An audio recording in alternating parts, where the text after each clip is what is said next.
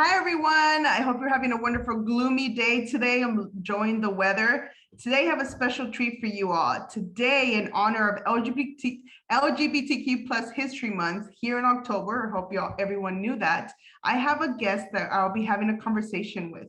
As you know, I'm on a board for GLSEN, and GLSEN actually puts together some plain deck cards. And these cards are influential LGBTQ plus people across the country. But one of those has a card with someone that lives here in LA, Bamby Salcedo. See, Bamby Salcedo has her own card. And today she is here to talk to us about how she's created her mark in the LGBTQ plus community here in LA and beyond. Thank you, Bamby, for being here with me. Thank you. Muchísimas gracias y un abrazo para todas las personas que nos están escuchando, viendo. Thank you so much, Caroline, for the opportunity to share space with you and to the beautiful people who are here with us today. No, gracias a ti. Thank you. Okay, so today we're just going to go over a little quick conversation. I'd love for the people to know more about you, your organization, and your mark in our community. So let's start off with what your card says, right? So your card says, Bamby Salcedo is a trans Latina activist who helped start the Trans Lives Matter National Day of Action in 2014. She is also CEO and president of the organization Trans Latina Coalition, which helps trans women who have immigrated to the United States. Can you speak about that year in 2014 and what Trans Lives Matter National Day of Action was? The National Day of Action really was a mobilization across the United States in different states and cities, really creating visibility, but also highlighting the violence that we continue to experience, particularly trans women and trans women of color, of course. And so, you know, it was really an effort to address the violence in our community, but also be visible and really, you know, bring awareness about, you know, our community and the violence that we experience, and also a way for us to organize. Right. You know, you touched on it a little bit, but what does Trans Latina Coalition do and focus on? At least with me, I mean, you've partnered with me on so many projects. You've come to my Queer in Your Career panels in San Fernando Valley. I've seen you at various garden parties. You've also been part of the San Fernando Valley Pride Parade and the Valley Pride events, so many events that you've done and for visibility. What else does Trans Latina Coalition focus on? Our efforts, you know, have been really to like continue to support our community, particularly those who are the most marginalized, like, you know, those who are houseless, for instance, right? Like those who are unemployed, those who are, you know, those who have to engage in the street economy as means to survive. And so, yeah, so we continue to, even though, you know, we had to close our dropping space, but the work continued.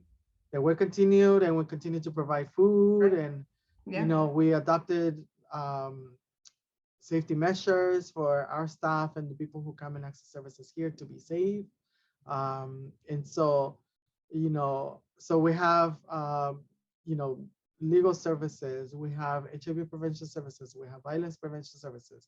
Amazing. We have workforce development services.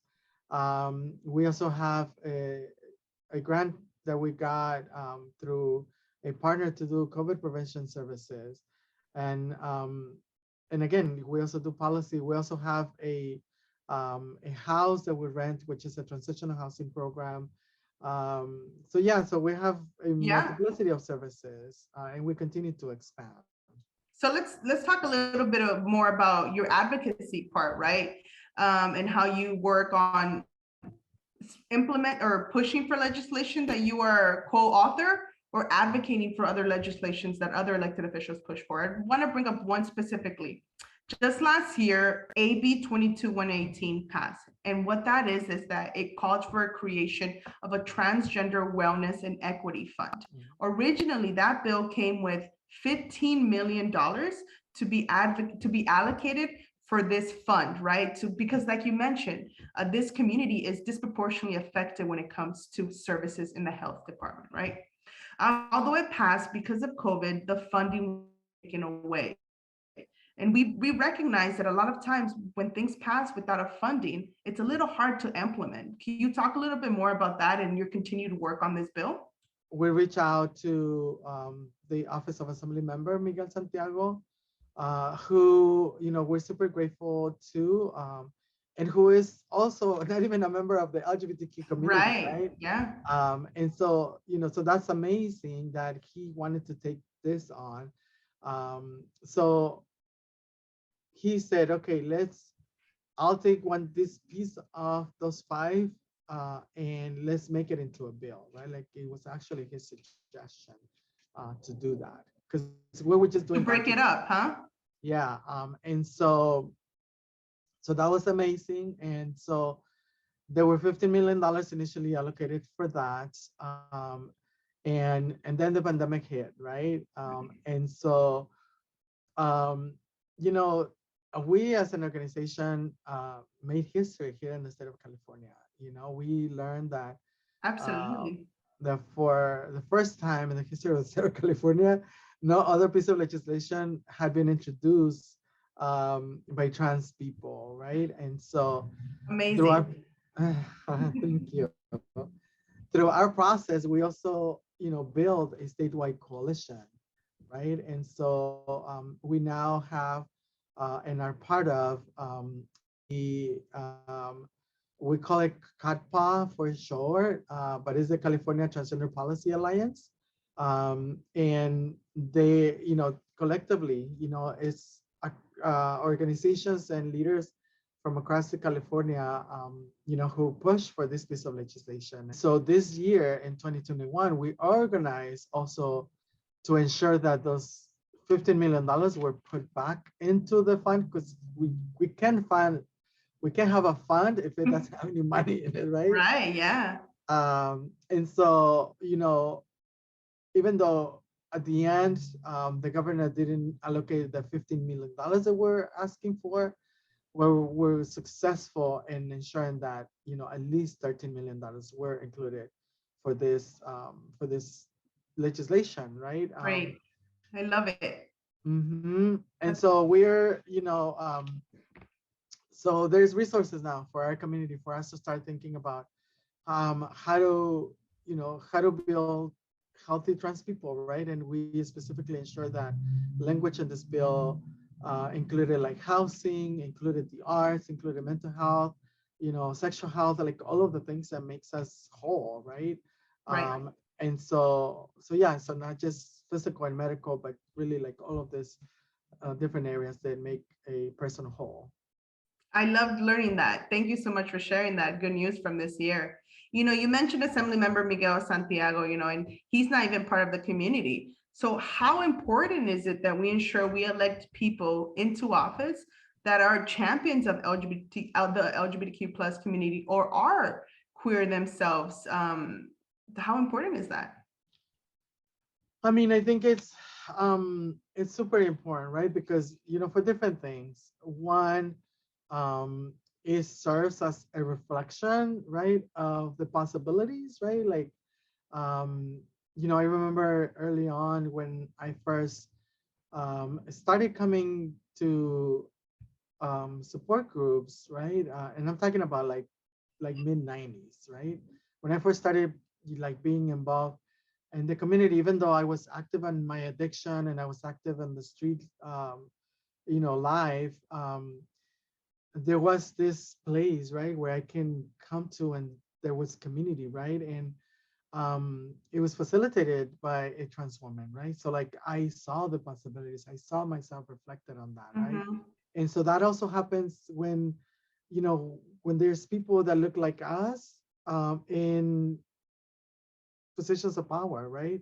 You know, it's important that we get genuine people into office that um, that are come from our communities, right? Like they understand what oppression and marginalization is, Mhm. and you know, and white supremacy, and you know, all of those things, right? That really have kept people like myself, like, you know, indigenous people, like Black people, trans people, you know, like the most marginalized, right? Like Yeah. really at the bottom of the totem pole. I'll end on this last thing. You know, we've heard so much as to why you're definitely deserving of this card and so much more. You know, you've been a trailblazer for so many, you know, not just, you know, being part of the community, but you're being Latina, you know, woman of color, immigrant, like all of that. You're a trailblazer. So thank you, Bamby, for everything, for the doors you've opened for my generation and the future generation. So I want to end on, what can the community do? What can the public do to help elevate everything that you and your organization does? You know, like you don't have to contribute with monetary resources, right? Like if you are a great writer, you know, come and, you know, give us some support writing grants. If you're a development person, right, like please help us try to access resources. You know, there's so many different ways, right? Like come to our events, you know, on November 19th, we have our Garras fashion show, right? And so come to our event, see who our community is. And so, you know, or show up when we do protests and marches, you know, Right. sign up for our notices, you know, follow us on social media to see what we're doing. Bamby, thank you so much for this conversation. I myself have learned a lot too. I've always been a fan and will continue to be a fan. And I can't wait to get to Sacramento and partner with you in different roles. Thank you for your time. Yes, of course. And, you know, I'm here to support you in whatever way possible and my personal capacity.